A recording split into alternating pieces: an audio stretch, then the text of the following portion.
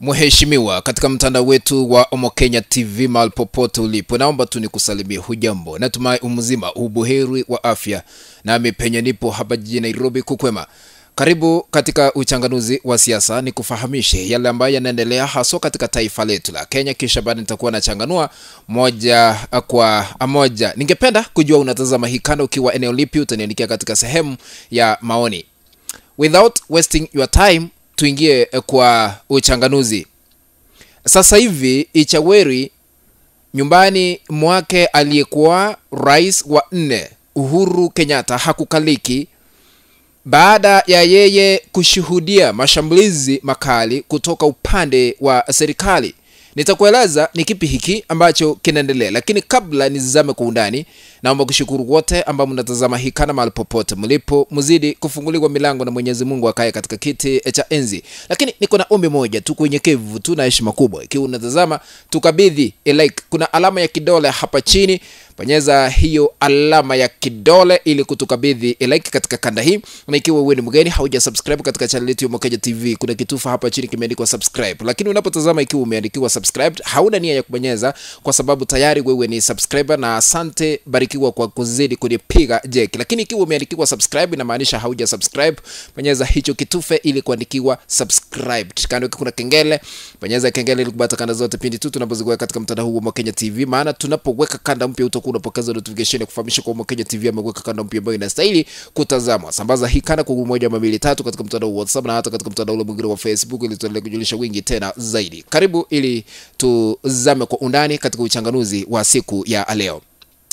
Rais wa 4 katika taifa letu la Kenya, Uhuru Kenyatta, yeye aliweza kustaafu, lakini anaendelea kupokea mashambulizi kutoka upande wa serikali.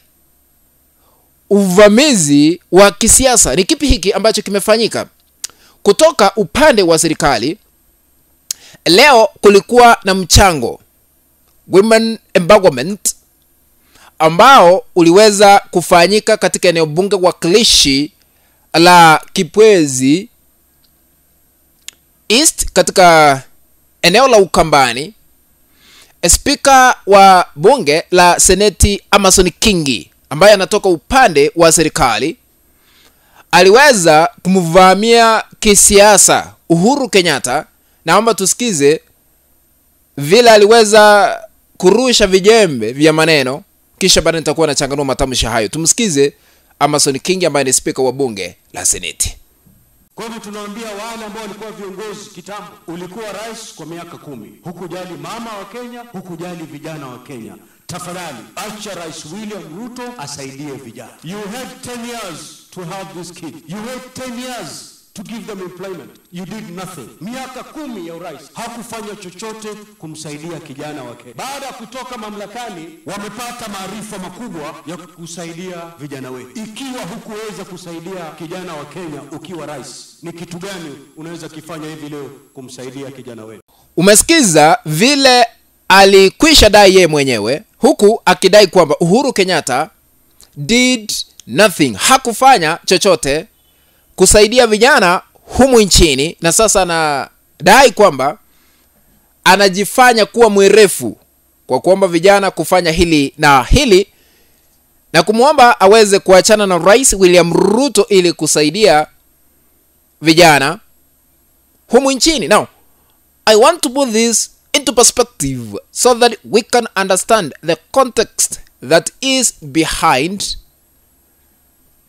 the Senate Speaker Amason Kingi's sentiments. Matamshi haya yote ama mashambulizi haya ya Amason Kingi kwa Uhuru Kenyatta yanamaanisha nini? Point number 1. To stop Uhuru Kenyatta commenting on Kenyan politics. Ndio sisi tunaelewa kwamba Uhuru Kenyatta aliweza kustaafu kama rais, lakini kustaafu kwake haimaanishi aliweza kufungwa mdomo, ila tu anaweza kuzungumza kwa sababu kuna katiba ambayo inaruhusu kila mmoja kuongea. Hata katika taifa lile la Marekani tumekuwa tukishuhudia aliyekuwa rais Barack Obama akishirikishwa bakubwa hata yeye mwenyewe katika siasa, akamuunga mkono Joe Biden akashinda, na hata wakati huu alikuwa anaunga mkono Harris lakini wakashindwa na Donald Trump. Yaani wale ambao walikuwa marais katika mataifa mengine wanaendelea kuonekana katika picha ya siasa, lakini katika taifa letu la Kenya mbinu zote zinatafutwa ili kumunyamazisha Uhuru Kenyatta kutozungumza haswa katika siasa. Kwa hivyo mashambulizi haya ni kuhakikisha kwamba Uhuru Kenyatta haendi kuzungumza masuala ya kisiasa humu nchini, kuzungumza vile anaona uongozi unastahili kuendeshwa, kwa sababu yeye akona experience vile uongozi unaendeshwa. Hivi majuzi tuliweza kumuona Uhuru Kenyatta akiomba vijana wa Gen Z kusimama tisti na kuhakikisha kwamba kile ambacho ni chao wamekimiliki, wasije wakalia katika siku za hapo baadaye. Tumsikize how he told Gen Zs. My friend, this is a call to action. Get up and start moving. This is your call to action. Now is the time. Now, not tomorrow, not the day after, not after you graduate. No, you now. You have the numbers, you have the time, and you have the energy to get involved and stay involved in governance discussions until you effect the change you want to see. Furthermore, you are also the beneficiaries of years of investment in education and digital connectivity. You have the knowledge. You are, in essence, the first children of that knowledge economy, the true digital natives of Africa. The democratization of access to information through the internet means that sijui mumeogopeshwa, sijui even you gena naona rudi uingie hii majenzi, nyinyi ndio the story of the future. Fight for your rights bwana, sio kukaa hapo mambo mali yenu ichukuliwe na nini, mumeitolea jasho. Usikubali, pambaneni muhakikishe mmepata haki yenu. Mnasikia nyinyi? Sio kukaa hapo tu, kuna kitu inadumu, but everything is worth a fight for. If you don't fight for it, ikienda mtu asilie. Msimame mpiganie haki yenu, na mko na hawa watoto wamebaki ambao wako tayari kupigania haki yao, waungane pamoja nanyi. Can't just stand there and let people take your hard earned sweat. Dunia iendi namna hiyo. Mwe watu ambao hawataogopa, wataishi. Sasa kuzungumza kwake ni kama kumeleta tatizo kidogo, ndio maana wanaendelea kumkemea kuhakikisha kwamba amenyamazishwa ili kutongea katika siasa za hapa Kenya. Na hivi majuzi mliweza kushuhudia pendekezo katika bajeti ya mwaka 2025 na mwaka 2026.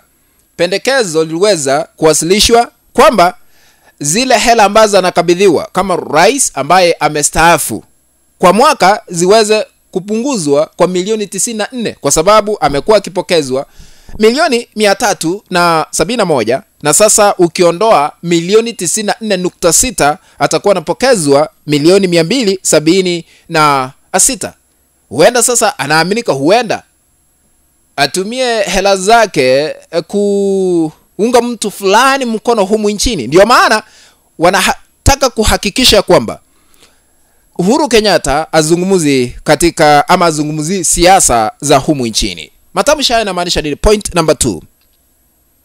Inadaiwa kwamba Uhuru Kenyatta anamuunga mkono aliyekuwa waziri wake katika Wizara ya Usalama wa Ndani, Dr. Fred Matiang'i, katika uchaguzi ujao wa mwaka 2027. Tumekuwa tukiona katibu mkuu wa chama cha Uhuru Kenyatta Jubilee, Jeremiah Kioni, akisema ya kwamba liwe liwalo na liwe, yule ambaye wataunga mkono kama Jubilee ni Dr. Fred Matiang'i. Huenda jambo hili haliwezi kuwafurahisha wale ambao wako uongozini. Ndio maana anaendelea kushambuliwa kuhakikisha ya kwamba yeye ameondoka katika siasa za mwaka 2027. Lakini vile tunaona kinyang'anyiro ambacho tunaenda kushuhudia 2027 ni kigumu ikilinganishwa na chaguzi ambazo zimekuwa zikifanyika, kwa sababu tumeona vijana wa Gen Z wakisema tutaunga mtu fulani mkono, wengine wakijumuika pamoja katika upande ule mwingine wa upinzani, mrengo ule wakijumuika pamoja kutoka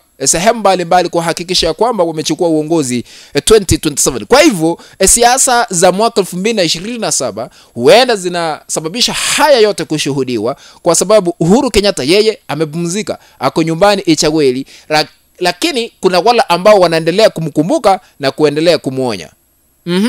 What do you think? Uhuru Kenyatta ajiondoe kwa siasa ama anyamazishwe ili asije akazungumzia siasa za Kenya?